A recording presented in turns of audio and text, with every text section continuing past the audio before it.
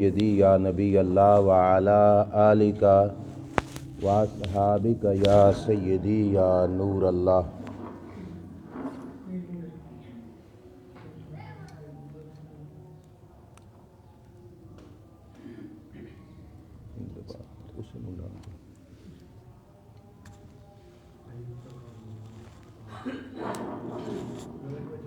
مولا صلی وسلم دائما ابدا علی حبیبک خیر الخلق کلہم منزہ عن شریک فی محاسنہ فجوہر الحسن فیہ غیر منقسم یا اکرم الخلق مالی من الوذ بہ سواک عند حلول الحادث العمم ولن یدیک رسول اللہ جاہک بی اذا الکریم تجلی باسم منتقم رب صلی وسلم دائما ابدا علی حبیبک خیر الخلق کلہم۔ اللہ کریم جل شانہ کی حمد و ثنا اور حضور سید المرسلین خاتم النبیین امام الانبیاء حضرت محمد مصطفیٰ احمد مجتبیٰ صلی اللہ تعالی علیہ وآلہ وبارک وسلم کے دربار گہربار میں ہدیہ درود و سلام بصدد محترام عرض کرنے کے بعد معزز سامعین السلام علیکم ورحمۃ اللہ وبرکاتہ۔ اللہ تعالیٰ کے فضل و توفیق سے اور پیارے آقا صلی اللہ علیہ وسلم کی نگاہ رحمت کے صدقے سے رمضان المبارک کے بعد آج عید کی حاضری کی سعادت نصیب ہو رہی ہے۔ اللہ تبارک و تعالی ہم سب کی حاضری اپنی بارگاہ میں قبول و منظور فرمائے۔ اللہ تعالی سب کے رمضان المبارک کے روزوں کو بھی اپنے دربار میں قبول و منظور فرمائے۔ تمام عبادات، تمام نیکیاں اللہ تعالی قبول فرما کر ہمیں زندگی میں بار بار رمضان المبارک سے مستفید ہونے کی توفیق عطا فرمائے۔ عید کے خطبہ میں سب سے پہلے جس بات کو میں عرض کرنا ضروری سمجھتا ہوں وہ یہ ہے کہ رات سے کافی لوگوں کے درمیان اور علماء کرام کے درمیان بھی یہ اختلاف چل رہا ہے۔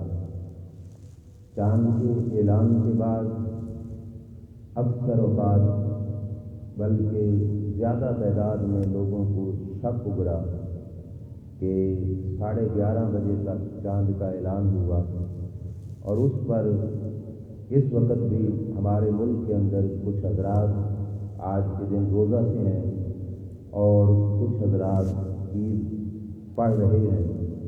تو اس اعتبار سے جو علم ہمیں اساتذہ کے فیض سے نصیب ہوا اس اعتبار سے میں ایک مسئلہ آپ کے سامنے پہلے عرض کر دوں تاکہ یہ ذہنی شکوک و شبہات ختم ہو جائیں اور ہم تسلی کے ساتھ عید کی نماز کو ادا کر سکیں۔ میں بھی رات تقریباً 1 بجے تک انتظار میں رہا مفتی منیب الرحمان صاحب کے اعلان کے حوالے سے کہ وہ اعلان کیا کرتے ہیں۔ اگر مفتی صاحب کا اعلان ہوتا کہ صبح روزہ ہے تو ہم بھی انشاءاللہ روزہ رکھتے اور عید ہم پھر بعد میں ہی منا لیتے، لیکن وہ حضرات جو بین الاقوامی سطح پر امت کے وسیع تر مفاد کو سامنے رکھ کر انہوں نے اعلان یہی کیا کہ صبح عید ہے اور تمام حضرات عید الفطر ہی منائیں۔ اس سلسلے میں کافی سوچ و بچار کے بعد رب کے فضل سے ایک حدیث پاک بھی ہمیں ملی۔ میرے ایک ساتھی ہیں انہوں نے بھی اس حوالے سے رہنمائی بھی کی۔ ابو داؤد شریف سے 6 کی حدیث ہے، اس کے اندر باب ہے باب اذا اخطأ القوم الہلال، کہ یہ باب اس بارے میں ہے کہ جب لوگ چاند کے بارے میں غلطی کر بیٹھیں، چاند کے معاملے میں غلطی ہو جائے اور غلط معاملہ ہو جائے تو اس وقت فیصلہ کیا ہونا چاہیے، اس بارے میں باب ہے باقاعدہ حدیث پاک میں۔ اور اس باب کے تحت جو حدیث پاک نقل کی گئی ہے اس کے اندر یہ الفاظ ہیں کہ نبی اکرم صلی اللہ علیہ وسلم کا فرمان ہے کہ تمہاری عید اس دن ہے جس دن لوگ عید کر رہے ہیں۔ اب ملک کا بیشتر حصہ اگر عید کر رہا ہو تو ہم بھی اس دن عید ہی منائیں گے۔ اور اکثر علماء اکرام بھی اس بات کے قائل ہیں، تو اس واسطے ہم بھی عید کی ادائیگی کے لیے حاضر ہیں۔ تو باقی تسلی کے ساتھ کہ اگر کوئی ایسا ویسا مسئلہ ہوا جو لوگوں کے ذہن میں ہے تو اس کا گناہ ان کے سر پر ہے، وہ ہم سے نہیں پوچھا جائے گا، کیونکہ ہم نے شہادتیں موصول ہی نہیں کی، نہ ہم شہادتیں لینے کی ذمہ داری ہمارے پاس تھی۔ تو انہوں نے شہادتیں لیں اور انہوں نے اس شہادت کی بیس پر اعلان کیا، اور اگر وہ 20 کروڑ عوام کا وہ سارا گناہ اپنے سر پہ لے رہے ہیں تو یہ اپنی آخرت کو خراب کر رہے ہیں۔ ہم اس کے حساب سے بھی اور اس حدیث پاک کے حساب سے بھی اس واسطے عید کی ادائیگی کے لیے حاضر ہوئے ہیں۔ اللہ تبارک و تعالیٰ سب کے عمل اپنی بارگاہ میں قبول فرمائے۔ اور اس معاملے میں بھی جو مفتی منیب الرحمان صاحب نے کہا کہ اگر کسی کو یہ تسلی نہ ہو تو وہ اپنی ذہنی تسلی کی خاطر بعد میں بے شک ایک روزہ رکھ لے، یہ سمجھ کر کہ میرا ایک روزہ رہ گیا تھا، تو بعد میں اگر رکھنا چاہے تو پھر وہ بعد میں رکھ بھی سکتا ہے۔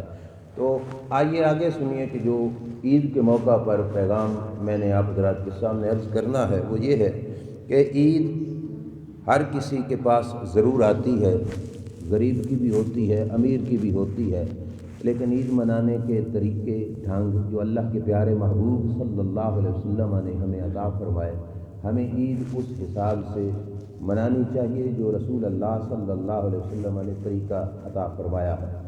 سب سے پہلے سنیے کہ رمضان المبارک اور اس کے ساتھ بالکل اٹیچ عید، اس میں حکمت کیا ہے؟ رمضان کے بارے میں آقا دو عالم صلی اللہ علیہ وسلم کا فرمان ذی شان ہے کہ ہوا شہر المواسات، کہ رب ذوالجلال نے رمضان کو ہمدردی کا مہینہ بنایا ہے، رمضان کو ہمدردی کا مہینہ بنایا ہے۔ رمضان المبارک میں ہمدردی کیسے؟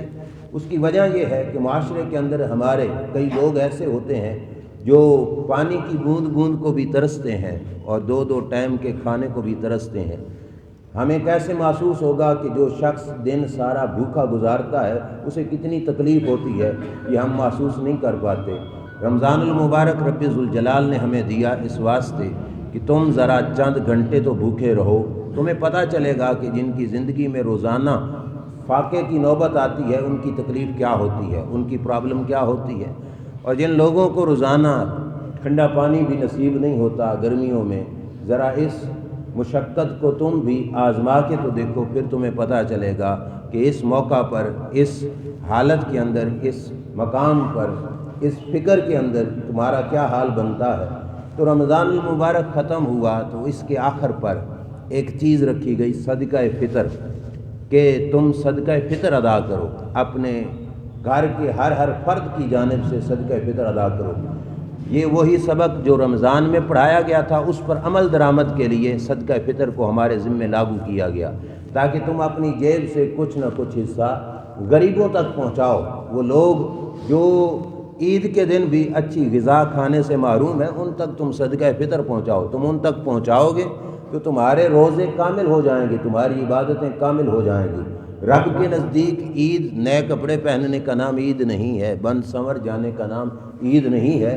عید تو وہ لوگ بھی مناتے رہے جن کے جسم پہ پھٹے پرانے کپڑے رہے، جنہوں نے عید کے دن بھی سوکھی روٹی کھائی، عید تو انہوں نے بھی منائی۔ اور یہ آج کل کے لوگ نہیں تھے، یہ تو اللہ کے نبی صلی اللہ علیہ وسلم کے صحابہ تھے۔ حضرت عمر رضی اللہ تعالیٰ عنہ جیسے بندے گھر کے اندر عید والے دن بیٹھے ہیں، رو رہے ہیں۔ کسی نے پوچھا کیوں؟ تو فرمایا عید تو وہ کرے جسے گارنٹی آ گئی ہو کہ میرے روزے قبول ہو گئے، میری نمازیں منظور ہو گئی، مجھے تو خبر ہی نہیں، پتہ نہیں میرا نماز روزہ قبول بھی ہوا ہے کہ نہیں ہوا۔ تو بہرحال عید اس چیز کا نام نہیں کہ بندہ صرف نئے کپڑے پہنے۔ عید رب نے جو ہمیں دی، اس کا مقصد ہے کہ ہم غریبوں کے دکھ اور درد میں برابر کے شریک ہو جائیں۔ کوئی تکلیف میں ہے تو اس کی تکلیف میں جا کے مدد کرنا، یہ بہت بڑا کار ثواب ہے، بہت بڑا اجر ہے اس پر۔ میں نے درس میں تو یہ حدیث بیان کی، لوگ آج اور بھی ہیں تو میں عرض کرتا چلوں۔ حضرت عبداللہ بن عباس رضی اللہ تعالیٰ عنہ اعتکاف فرما رہے تھے، کسی شخص نے آ کے اپنی مجبوری کا ذکر کیا، اپنی حاجت کا ذکر کیا، اپنی پریشانی کا ذکر کیا، تو حضرت عبداللہ بن عباس رضی اللہ تعالیٰ عنہ اس کے کام کو پورا کرنے کے لیے گھر سے چل پڑے۔ جب راستے میں گئے تو اس شخص نے آپ کو کہا کہ شاید تمہیں پتہ نہیں کہ آج کا دن عید کا دن ہے، تم اعتکاف بیٹھے ہو، شاید تمہیں اس بات کا پتہ نہیں، اور تم میرے ساتھ مسجد سے باہر نکل آئے ہو، تم تو اعتکاف بیٹھے تھے۔ تو حضرت عبداللہ بن عباس رضی اللہ تعالیٰ عنہ نے فرمایا مجھے پتہ تھا اعتکاف بیٹھا ہوں، لیکن جب تو نے مجھے اپنی مجبوری ذکر کی تو مجھے اللہ کے نبی کا فرمان بھی تو یاد آ گیا کہ سرکار نے فرمایا جو شخص اپنے مسلمان بھائی کی حاجت پورا کرنے کے لیے چلتا ہے اللہ اسے 8 خندقوں کے برابر اجر عطا فرماتا ہے۔ اب خندق وہ اتنی بڑی جو مدینہ شریف کے ارد گرد کھودی گئی تھی تاکہ کفار کراس کر کے مدینہ پہ حملہ آور نہ ہو سکے، تو اس قسم کی اتنا بڑا ثواب اللہ تعالیٰ عطا فرماتا ہے۔ تو انہوں نے کہا کہ اعتکاف کو اس لیے توڑا تاکہ تیری حاجت کو پورا کروں۔ اس واسطے اس موقع پر خصوصی طور پر اس چیز کا دھیان رکھنا لازمی اور ضروری ہے تاکہ ہم غریبوں کے لیے الٹا پریشانی کا باعث نہ بنے، ہم ان کے دکھ درد میں شریک ہو جائیں اور ان کو اپنے ساتھ ملا کر عید کی خوشیوں میں شریک کرو۔ اسلام کا ہر حکم کافی حکمتوں کا حامل ہے، اور اس حکمتوں کے تحت پھر مزید بھی کروڑوں حکمتیں ہوں گی۔ یہی دیکھ لو کہ مسجد کی صف میں اسلام نے سب کو ایک ہی لائن میں کھڑا کیا، کوئی امیر ہے، کوئی غریب ہے، کوئی اونچی ذات پات کا ہے یا کوئی کم ذات پات کا ہے، سب کے کندھے کندھے سے ملے ہیں اور سارے ایک ہی لائن میں کھڑے ہیں۔ اسلام یہی بتانا چاہتا ہے کہ نگاہ خدا میں تم سب ایک ہو، تم برابر ہو۔ ہاں، درجے کے لحاظ سے اور رتبے کے لحاظ سے اونچا رتبہ اسی کا ہوگا جس کا من اندر سے پاک ہوگا، جس کا اندر صاف ہوگا، اللہ کے دربار میں رتبہ اس کا اونچا ہوگا۔ رب یہ نہیں دیکھتا کہ کس نے جو ہے اعلیٰ قسم کے سوٹ پہنے، کس نے اچھی خوشبو لگائی، یہ رب نہیں دیکھے گا۔ رب یہی دیکھے گا کہ کس کا کردار اپنے مسلمان بھائی کی خاطر اچھا ہے۔ نبی اکرم صلی اللہ علیہ وسلم نے ارشاد فرمایا ان اللہ تعالی لا ينظر الى صورکم ولا الى اموالکم ولکن ينظر الى قلوبکم واعمالکم۔ اللہ تمہارے صورتوں کو نہیں دیکھتا، ان چہروں کو، اور اللہ تمہارے مال اور دولت کو بھی نہیں دیکھتا، رب تمہارے دل کو دیکھتا ہے، رب تمہارے کردار کو دیکھتا ہے۔ اب دل اور کردار کو ستھرا رکھنا یہ لازمی اور ضروری چیز ہے۔ یہ اوپر کا لباس یہ تو بعد کا معاملہ ہے، اندر کا جو من ہے وہ جتنا صاف ہوگا اس پر رب ذوالجلال نے اجر عطا فرمانا ہے، اور اس کی صفائی جتنی زیادہ ہوگی۔ اب دیکھو نا، ایک شخص خود کمزور ہے، غریب ہے، اس کے پاس خود کچھ نہیں، اور وہ یہ چاہتا ہے کہ میں بھی کسی مسلمان بھائی کی مدد کروں، اور وہ زیادہ نہیں کر سکتا تو اس نے تھوڑی سی بھی کر دی نا، لیکن سچے دل سے کی تو اللہ اس کو بھی اس پہ اجر عطا فرمائے گا۔ اس پہ ایک حدیث سنتے جاؤ اور پھر اپنی خوش نصیبی پہ ناز کرنا کہ اللہ نے جو ہمیں دین دیا ہے اس دین میں ظاہر کو نہیں دیکھا جاتا، اندر کی نیک نیتی کو دیکھا جاتا ہے۔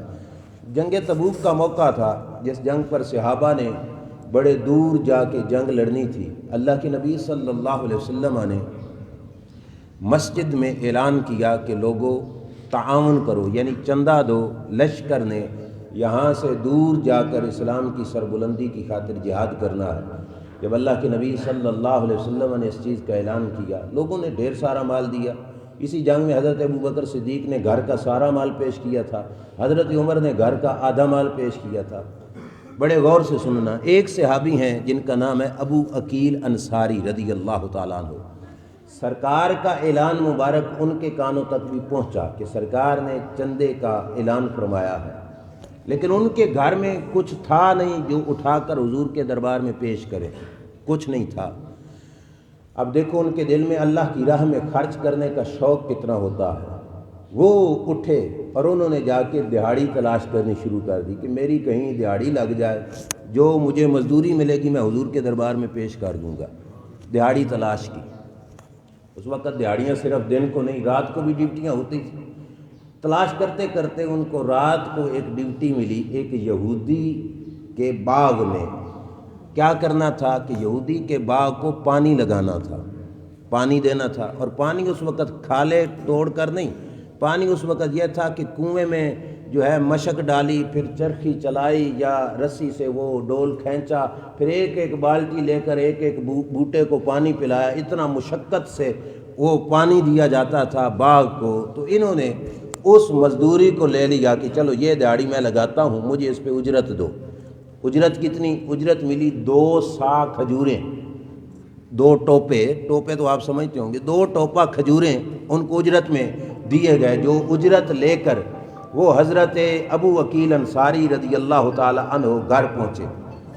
अच्छा, घर पहुँचे तो उन्होंने क्या किया, 1 टोपा खजूरों का अपनी बीवी को दे दिया। कहा मैं तो चला हूँ हुजूर के साथ जिहाद पर, और घर का खर्चा ये 1 सा खजूरें हैं, इससे तुम चलाते रहना। और बाकी 1 सा जो टोपा था खजूरों का वो चादर में रखा और लेकर हुजूर के दरबार में चल पड़े। अंदर में हसरत थी कि मैंने भी कुछ पेश करना है, हुजूर ने चंदा मांगा है तो मैं भी तो पेश करूं। तो वो 1 टोपा खजूरों का लेकर चल पड़े कि मैं अल्लाह के महबूब सल्लल्लाहु अलैहि वसल्लम की बारगाह में पेश करता हूँ जाके। जिस वक़्त हुजूर अलैहिस्सलातु वस्सलाम के दरबार में हाजिर हुए, चादर के नीचे से निकाला वो टोपा खजूरों का और निकाल कर हुजूर के दरबार में पेश किया। आका ये खिदमत मेरी तरफ से। अब बड़ी तवज्जो करना, मेरे नबी अलैहिस्सलातु वस्सलाम ने वो टोपा खजूरों का पकड़ा, हज़रत बिलाल रज़ी अल्लाह ताला अन्हु को बुलाया, आवाज़ दी, फरमाया ये खजूरें पकड़ो और आज के दिन जितना चंदा आया है ना, चंदे का ढेर लगा हुआ था मस्जिद में, जितना चंदा आया है 2-2 खजूरें सारे ढेर पर जो है रखते जाओ, सारे ढेर पर 2-2 खजूरें रखते जाओ। अब चाहिए था कि 1 टोपा अलग रख दिया जाता, लेकिन ये 2-2 खजूरें पूरे ढेर पे बखेरने की हिकमत क्या थी? तो सहाबा ने यही पूछ लिया, या रसूल अल्लाह क्या हिकमत है? तो फरमाया जिस खुलूस और मोहब्बत के साथ मेरा ये ग़ुलाम लेके आया है, मैं चाहता हूँ इसका अजर रब सबको अता फरमा दे। तो सरकार ने सारे ढेर पर बिखेर दी खजूरें। और ये था कि उस दरबार में ये नहीं देखा जाता था किसने इतना दिया है, ये देखा जाता था किसने दिल से दिया है और किसने अल्लाह की रज़ा की खातिर दिया है। अब ज़ाहिरी बात है कि जिसने सारी रात मजदूरी की और रस्सियाँ खींच खींच कर डोलें भरी और एक एक डोल उठाकर एक एक बूटे को, दरख्त को पानी पिलाया, उसकी सारी रात कितनी मुशक्क़त में गुजरी होगी। और सुबह को जो मजदूरी मिली, आधी मजदूरी लेकर हुजूर के दरबार में आके हाजिर हो जाना कोई आसान काम तो नहीं था। वो ये भी तो सोच सकते थे कि मैं खुद भी तो जंग पे जा रहा हूँ, अपनी जान भी तो पेश कर रहा हूँ अल्लाह के दरबार में, क्या खबर मैं शहीद हो जाऊँ। लेकिन इसके बावजूद भी उन्होंने कहा कि ये हाज़िरी भी लगवानी ज़रूरी है, लेकिन उस हाज़िरी में जो कुछ था वो देने से शर्माए नहीं और उन्होंने वो पेश किया। और मदनी ताजदार सल्लल्लाहु अलैहि वसल्लम ने सिर्फ कबूल ही नहीं किया, उनको बाकायदा एजाज़ी सनद भी अता फरमा दी, ताकि लोगों को यह भी तो पता चले कि इन्होंने जिस खुलूस और मोहब्बत के साथ ये नजराना यहाँ पर पेश किया है, वो खुलूस और मोहब्बत के साथ नजराना कबूल भी करते हैं और अल्लाह के नबी सल्लल्लाहु ताला अलैहि वसल्लम उस पर अजर भी अता फरमाते हैं। तो ये सिलसिला लाजमी तौर पर इस मौका पर ज़हन नशीन कर लेना। अगर कोई थोड़ा कुछ भी देता है तो फिर उस सिलसिले में भी अपने ज़हन में यही रखे कि खुलूस नीयत के साथ रज़ाए इलाही के लिए जिस वक़्त रब के दरबार में पेश करेगा, अल्लाह ताला उसको उस पर ज़रूर अजर अता फरमाएगा।